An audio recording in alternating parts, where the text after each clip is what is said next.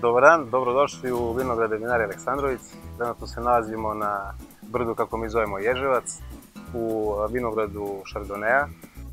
Nakon obavljene rezidbe, koja je trajala u našim vinogradima negdje oko 2 meseca, naravno ne svakog dana, u zavisnosti od vremenskih uslova, nastavljamo sa daljim operacijama koje obavljamo u našim vinogradima, a to je pre svega prvo što radimo nakon završene rezidbe, to je sređivanje naslona.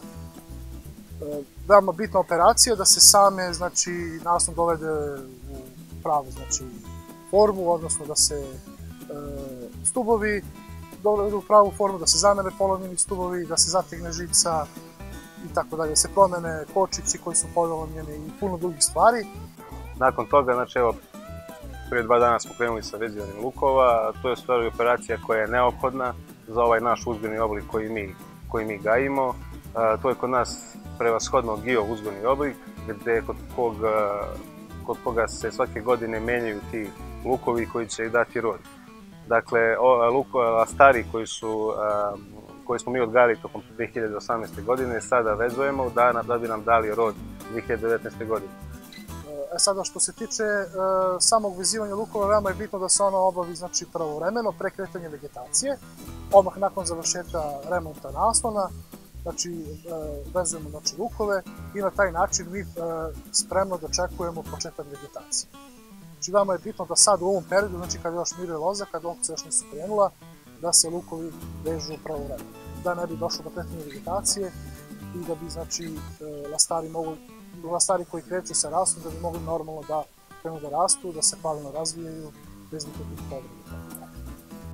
Operacija nije toliko zahtevna kao što je to rezidba, ali opet, s obzirom da imamo 75 hektara, to je opet vremenski period koji nam treba otprilike 30 dana da završimo samu operaciju. Tako da koristimo svaki mogući lep dan da što više odradimo. Jednostavno do kraja marta mi moramo to da završimo, jer već u zavisnosti vremenskih prilika, kraj marta, početak aprila kreće vegetacija.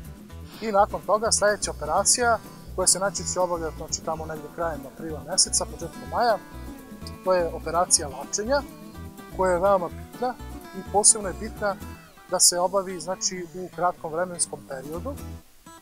Lačenje mi uklanjamo suvišne lastare koje se rađaju na lozi i samim tim već u aprilu mesecu mi na neki način određujemo prinos koji ćemo imati uklanjanjem tih lastara.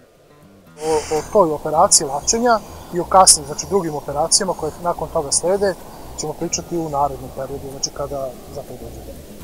Hvala vam puno što ste nas pratili. Još jednom hvala vam što ste odvojili vreme da pogledate ovaj video, nadam se da vas sviđa.